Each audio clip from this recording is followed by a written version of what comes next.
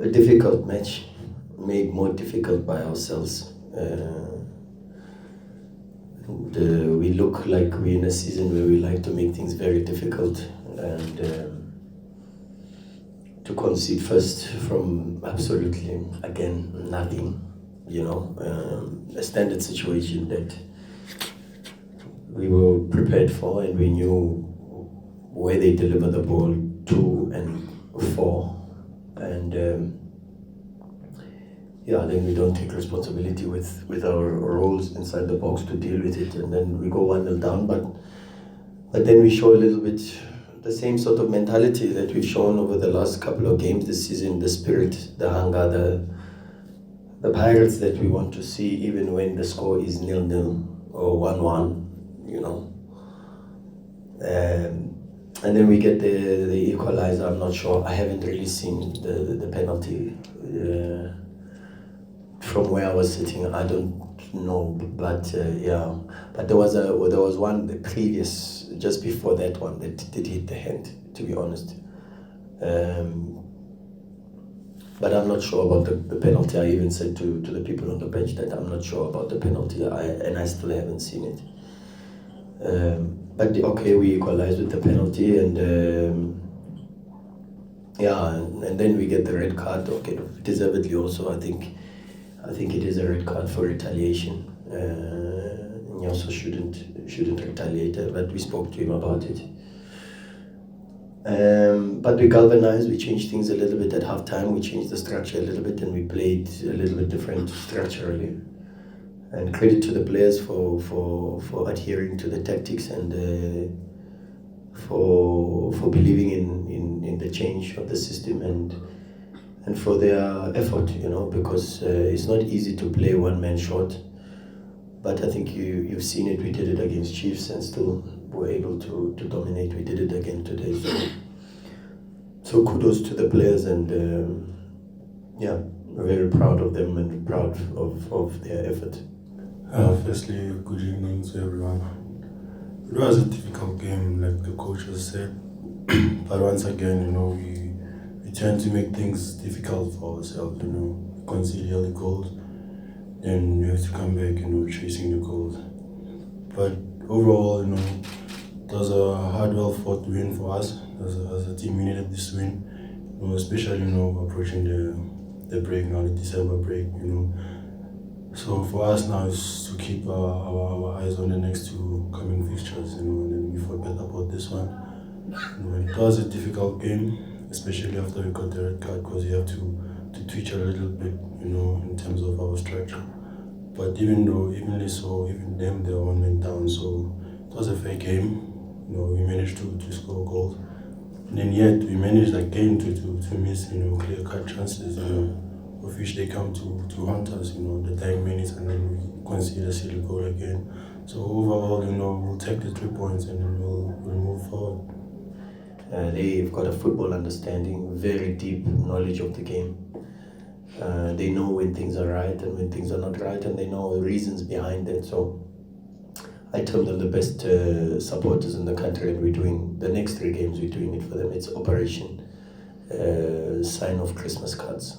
Yeah, I fully agree with you. I think anyone that didn't watch the game and just sees the scoreline thinks, goodness me, Pirates just scraped through. But the reality is, I think we were in complete control for majority of the match. I don't remember Wayne Sandlands having to make a save, in fact, to be honest. But the reality is that it is 3-2. It's another 2 goals conceded. Why? There's a lot of factors to it, and we've got to look into it deeply. And it's not just to scratch the surface. We've got to go deeper, because there's a lot of other mitigating factors to it. Because today's goal is exactly the same as Castro's goal against Chiefs, exactly the same, down the heart, and so we have to look at that and try to find the reasons as to why. But we will work on it, and we'll try to find solutions. But it's got a lot more to do than just about tactics,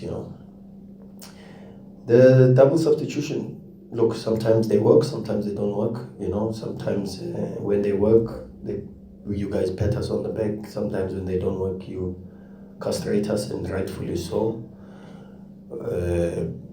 Fortunately, today they worked out, and I think the only reason for me was when you start to see them alter the shape a little bit, and they took Maluleka and they played him on the right wing. They exposed their midfield a little bit, and that's why we asked KB to play a bit more as a 10, and we overloaded our midfield a bit more, and we played a bit more narrow with our structure because there was a lot more space. But he was creating a lot of problems for us with Paseka and trying to overload on the right hand side. But yeah, like I say, sometimes they work, sometimes they don't work. But you can congratulate the players for their effort and congratulate, I call him Schwarzenegger, Mike Tyson, next to me for man of the match. He was outstanding, but like everyone else, well-deserved man of the match, and good leadership. And I think you must ask him why he runs the way he runs. I think he's on a supercharge or auto charge. He runs like crazy, 90 minutes non-stop. He's unbelievable, so yeah, that's it. Congratulations more to the players. We are just here to support them and help them, and that's the role that we have to play. You see, unfortunately, we forget that he's still reigning footballer of the season. He is the footballer of the season, and sometimes I think we put undue pressure because of social media, some of the things that he reads. Also, the expectations are based more on that. But I always tell him, he's still the best player in the country. Who has the award of football of the season at home? It's Thembi Nkosi-Lorch. So he's got nothing to prove to anybody, I think some of the incidents, like you mentioned, are difficult to assess, because I think particularly also today's incident, as much as I say it is definitely a red card, I say it's an unfortunate one, because he was fouled, and after the foul they kicked the ball towards him, and with a little bit more emotional intelligence he could have avoided the situation. But it's a different one compared to the Chiefs one. It's a different one compared to the previous match. So we can't be too critical of Nyoso. He's still the best player in the country. If someone wants to argue with me, then we can argue, because I talk stats, maybe the others is opinion. The reigning footballer of the season award is at Thembi Nkosi-Lorch's house. And he's still the best player in the country. Sazi from Sunday Times. I've seen the replay. You certainly did benefit from the penalty. What are you looking to get in the next two games? Because obviously there's been no consistency, no win after a win. You haven't won two matches in a row. Yeah. No, 100%. That's your answer. We're looking for more consistency. I think generally in South African football, I think if you watch the PSL at the moment, I mean, if you look at us where we're standing now, we are seventh, but we are 3 points off third position. And yeah, we know we can have a better season. We should be having a better season.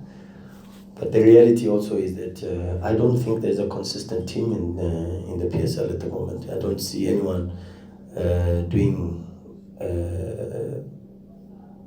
4 or 5 games in a row, except maybe the team in gold and black. But also you can discuss that also, because you mentioned the word that I don't want to mention. And maybe if we also get a little bit more luck on our side, we can put together a couple. Things even themselves out in life sometimes. No, but it's true. And life, God gives. It's true. God loves all of us, and no, but it is true. I'm not trying to jab anybody. I'm saying God loves us all, and He looks after all His kids. So as much as we on the receiving end sometimes of certain situations, sometimes like today we get a fortunate situation, and you've got to be grateful. Just as much as you are grateful when it's difficult, we are very grateful when it's difficult, because we know we get stronger, we get wiser, and we grow. But we are grateful also for the good moments and the 3 points, and we take them and we move on. Yeah, I don't know. Pirates has a different, it's a different institution, and it works in a different way. So we've got to wait for the reports, to be honest. The club is going to wait for the reports, and then we take it from there. We're a professional institution. We can't discuss transfer issues in public. We've still got to submit a report and take it from there. There was no showboating. I mean, as a football player, you've been taught one thing by your coach. If it's one-on-one isolation on the sides, you have to take your men on. So I don't see anything wrong that I did. By the time we were leading 3-1, it was unfortunate, and they were lacking and to push us back by the time. But I think the coach is right. We had the match under control, so we don't feel bad. It was unfortunate, like it always happens in our game. We concede silly goals, and then the goal that we conceded was not from the showboating, as you say. It was unfortunate that they got us on the counter and then they scored. Yeah, no, the coach knows. I speak to Coach Mudifitseki. I think he knows my stance on that, and he knows what I feel about Ben Motshwari not being in the national team, the reasons why he is not in the national team, and he will confirm to you. If you ask him, we have discussed Ben Motshwari at length, and I think he knows. Sometimes these conversations must be left from coach to coach, but we've had lengthy conversations with regards to the national team. We are fortunate we have a national coach that is very open. He phones, he picks up the phone, and he discusses. He wants information of players. He even discusses his call-ups and things like that. So yeah, when you've got a colleague that's respectful to your opinions, you wish them well and you give them as much support as you can. So, but now he knows that Ben is fully fit. He is fully fit, and he's definitely a national team material. I think we all know that he's definitely national team material.